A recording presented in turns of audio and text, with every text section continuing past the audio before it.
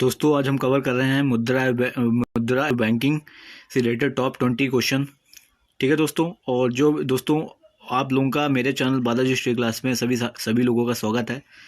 ठीक है दोस्तों, आज दोस्तों मुद्रा एवं बैंकिंग से रिलेटेड अधिकतर क्वेश्चन हर एग्ज़ाम में पूछ लिए जाते हैं और बैंकिंग से रिलेटेड क्वेश्चन क्योंकि अधिकतर लोगों को उसका अनुभव नहीं होता है।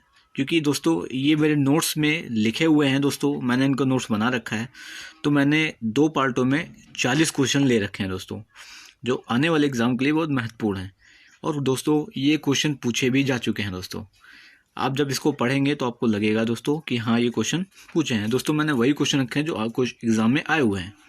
ठीक है दोस्तों, बालाजी स्टडी क्लासेस को जो लोग देख रहे हैं लाइक शेयर सब्सक्राइब जरूर करें। ठीक है दोस्तों, चलिए शुरू करते हैं। क्वेश्चन पहला है, मुद्रा स्वयं मुद्रा का निर्माण करती है, यह परिभाषा किसने प्रस्तुत की है। क्वेश्चन पहला कह रहा है मुद्रा स्वयं मुद्रा का निर्माण करती है, तो यह परिभाषा दोस्तों क्रोमर ने प्रस्तुत की है दोस्तों। ठीक है दोस्तों, क्रोमर। तो क्वेश्चन नंबर पहला का आंसर ए। ग्रेसम का नियम। अगले प्रश्न पे चलते हैं। अगला प्रश्न देखिए क्या कह रहा है। ग्रेसम का नियम निम्न में से किससे संबंधित है। तो दोस्तों 4 ऑप्शन है, उपभोग एवं मांग, मुद्रा के प्रचलन, घाटे की अर्थव्यवस्था, या डी आपूर्ति एवं मांग। तो फ्रेंड्स इसका आंसर हो जाएगा ऑप्शन बी, यानी कि मुद्रा के प्रचलन। ग्रेसम का नियम निम्न में से किससे संबंधित है, मुद्रा के प्रचलन से संबंधित है दोस्तों। ठीक है दोस्तों, आशा करता हूँ समझ में आ रहे होंगे क्वेश्चन। तो पहला का आंसर आपको पता ही हो गया क्रोमर, और दूसरे का आंसर है मुद्रा के प्रचलन। ठीक है दोस्तों, आगे चलते हैं, अगला प्रश्न देखते हैं। अगला प्रश्न देखिए क्या कह रहा है। अगला प्रश्न है, ऐसी मुद्रा यानी ऐसी विदेशी मुद्रा जिसमें शीघ्र पलायन कर जाने की प्रवृत्ति हो, ऐसी विदेशी मुद्रा जिसमें शीघ्र पलायन कर जाने की प्रवृत्ति हो, वह कहलाती है दोस्तों 4 ऑप्शन है, स्वर्ण मुद्रा, सुलभ मुद्रा, गर्म मुद्रा, या दुर्लभ मुद्रा। तो दोस्तों इसका आंसर हो जाएगा ऑप्शन सी, यानी गर्म मुद्रा। ठीक है दोस्तों, गर्म मुद्रा। ऐसी विदेशी मुद्रा जिसमें शीघ्र पलायन कर जाने की प्रवृत्ति हो, वह कहलाती है गर्म मुद्रा। हवाला क्या है दोस्तों, अगला प्रश्न देखते हैं। क्वेश्चन कह रहा है हवाला क्या है। तो 4 ऑप्शन है। तो पहला ऑप्शन कह रहा है किसी विषय की पूर्ण जानकारी, दूसरा ऑप्शन कह रहा है शेयर बाजार में प्रतिभूतियों का अवैध लेन देन, तीसरा ऑप्शन कह रहा है कर अपवंचन, और चौथा ऑप्शन है विदेशी मुद्रा विनिमय का अवैध कारोबार। तो दोस्तों हवाला का आंसर जो हो जाएगा, हवाला क्या है, हवाला एक विदेशी मुद्रा विनिमय का अवैध कारोबार है दोस्तों, यानी कि इसका आंसर ऑप्शन डी हो जाएगा दोस्तों। ठीक है दोस्तों, तो क्वेश्चन नंबर 3 का आंसर हो जाएगा गर्म मुद्रा, और क्वेश्चन नंबर 4 का आंसर हो जाएगा विदेशी मुद्रा का विनिमय का अवैध कारोबार। ठीक है दोस्तों, आगे चलते हैं, अगला प्रश्न देखते हैं। अगला प्रश्न देखिए क्या कह रहा है दोस्तों, आप लोग देख लीजिए, इसका नोट्स बनाते चलिएगा। अगला प्रश्न है, निम्न में से कौन मुद्रा का कार्य नहीं है। निम्न में से कौन मुद्रा का कार्य नहीं है। 4 ऑप्शन है दोस्तों 4 ऑप्शन आपने देख लिए होंगे। तो फ्रेंड्स 4 ऑप्शन में इसका आंसर हो जाएगा ऑप्शन ए, यानी मूल्य का स्थिरीकरण। निम्न में से कौन मुद्रा का कार्य नहीं है, मूल्य का स्थिरीकरण मुद्रा का कार्य नहीं है। बाकी ये तीनों यानी कि मूल्य का मापन, मूल्य का हस्तांतरण, मूल्य का संचय, ये मुद्रा के कार्य हैं दोस्तों। ठीक है दोस्तों, और जो कार्य नहीं है वो मूल्य का स्थिरीकरण। ठीक है दोस्तों, आशा करता हूँ समझ में आ रहा होगा। आगे चलते हैं, अगला प्रश्न देखते हैं। हार्ड करेंसी क्या है। हार्ड करेंसी से क्या तात्पर्य है।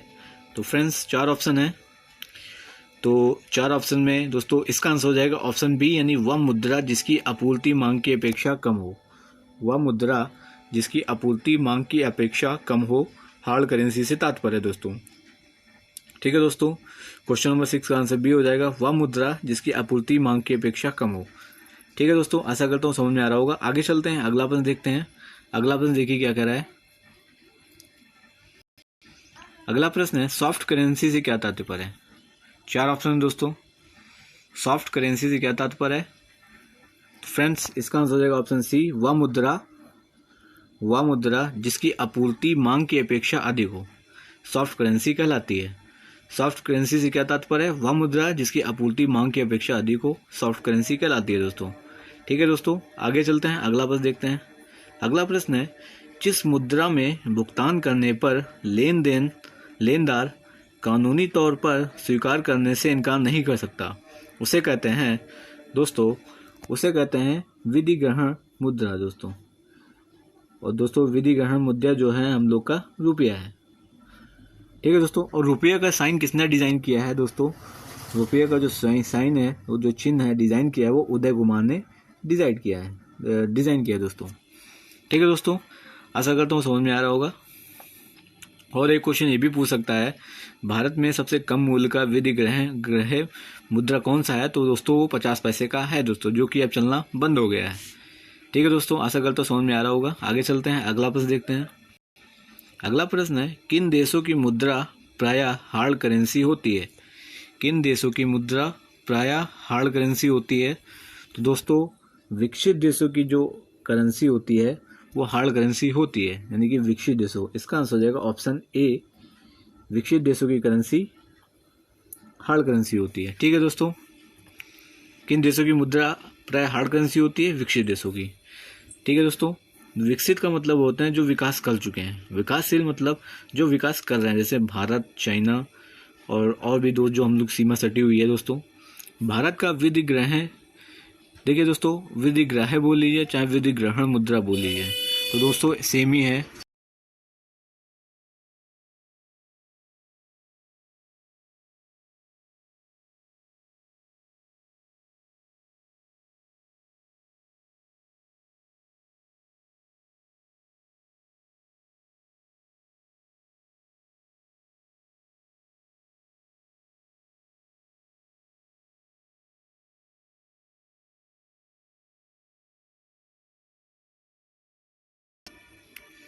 ठीक है दोस्तों, भारत का विधि ग्रहण मुद्रा जो है वो दोस्तों रुपया है, ठीक है दोस्तों, रुपया। भारत का विधि ग्रहण मुद्रा रुपया है दोस्तों, ठीक है दोस्तों। आशा करता हूँ समझ में आ रहा होगा। आगे चलते हैं, अगला प्रश्न देखते हैं।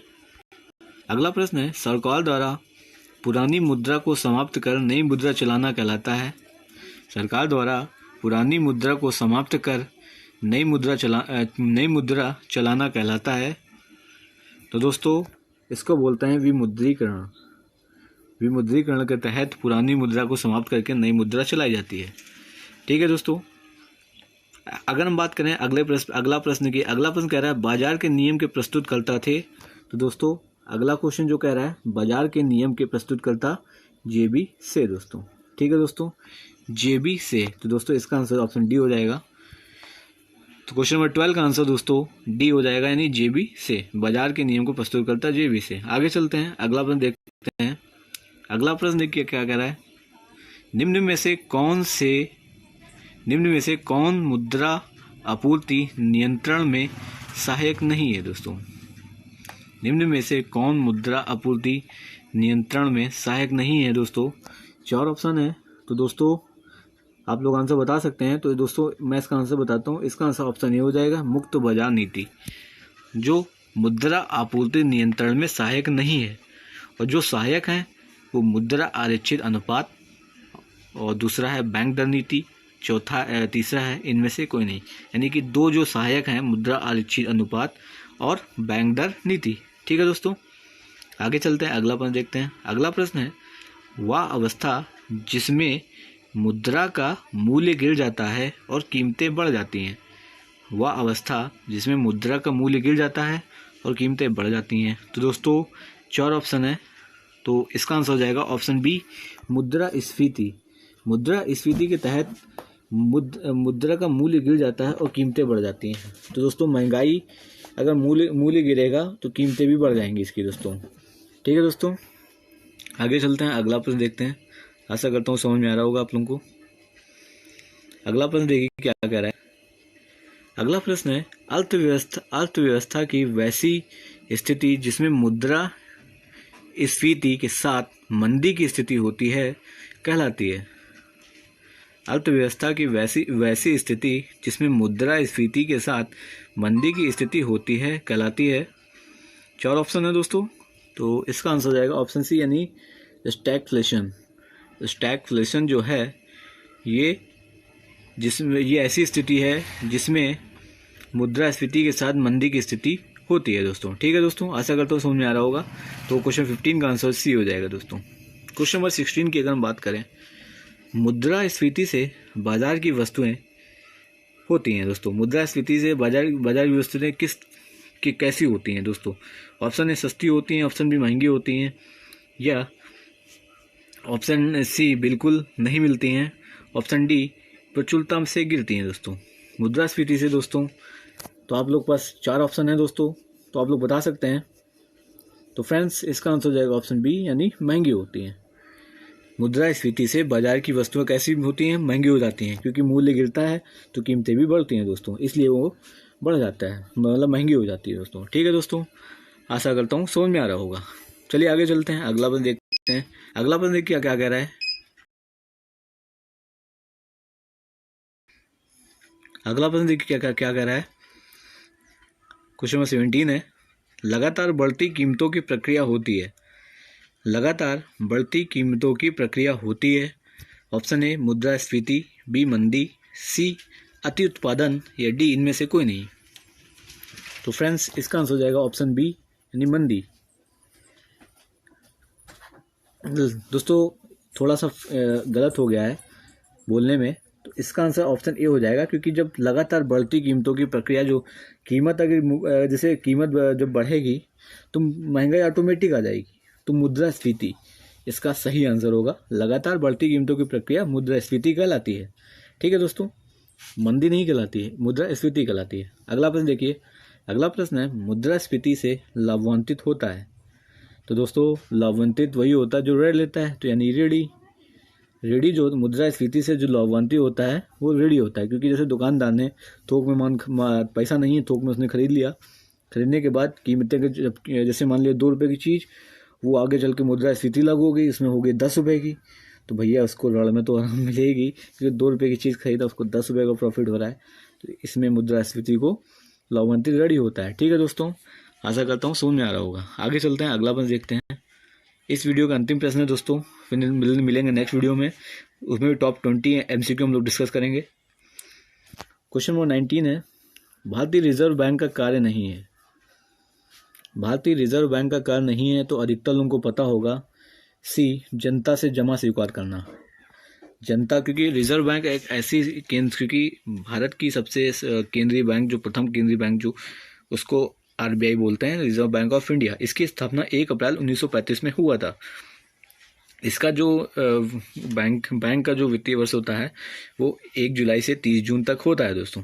ठीक है दोस्तों, और बैंक जो रिजर्व बैंक होता है, रिजर्व बैंक मान लिए बैंकों का बैंक है, बैंक मतलब सबका दादा है वो, और इसमें जो 3 कार्य हैं ये रिजर्व बैंक द्वारा किए जाते हैं, नोट निर्गमन, बैंकों का बैंक, सरकार का बैंक। वो जो रिजर्व बैंक है वो केंद्रीय मंत्रिमंडल के तहत आता है दोस्तों। अगला प्रश्न देखिए, व्यापारिक बैंकों द्वारा जनित साख का नियंत्रण कौन करता है? व्यापारी बैंकों द्वारा जनित साख का नियंत्रण कौन करता है? 4 ऑप्शन है, तो दोस्तों अधिकतर लोगों को पता ही होगा, तो इसका आंसर भी हो जाएगा ऑप्शन डी, यानी RBI। RBI जो है ये हर बैंकों की साख का नियंत्रण करता है दोस्तों।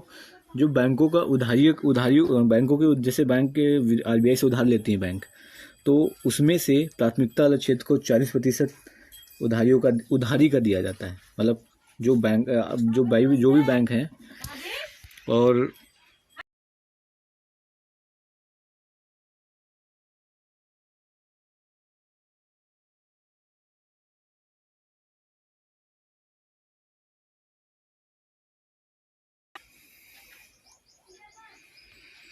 व्यापारिक बैंकों द्वारा जनित साख नियंत्रण कौन करता है? तो RBI करता है दोस्तों। इसमें मैंने बता ही चुका हूँ कि प्राथमिकता क्षेत्र को उधारियों का 40%, और इस 40 में 18% जो होता है वो किसी को दिया जाता है। ठीक है दोस्तों, आशा करता हूँ ये समझ में आ रहा होगा। और अगर बात करें विदेशी बैंकों से उधारियों का, विदेशी बैंकों से जो RBI उधार लेती है वो 32% उधारियों का लेती है दोस्तों। ठीक है दोस्तों, आशा करता हूँ समझ में आया होगा। तो दोस्तों मेरे चैनल, जो भी मेरे चैनल को देख रहे हैं, यानी बालाजी स्टडी क्लासेस को देख रहे हैं, तो लाइक शेयर सब्सक्राइब जरूर करें। मिलते हैं नेक्स्ट वीडियो में, और सब्सक्राइब करें, लाइक करें, शेयर करें। जय हिंद, जय भारत। मिलते हैं नेक्स्ट वीडियो में। Thank you very much.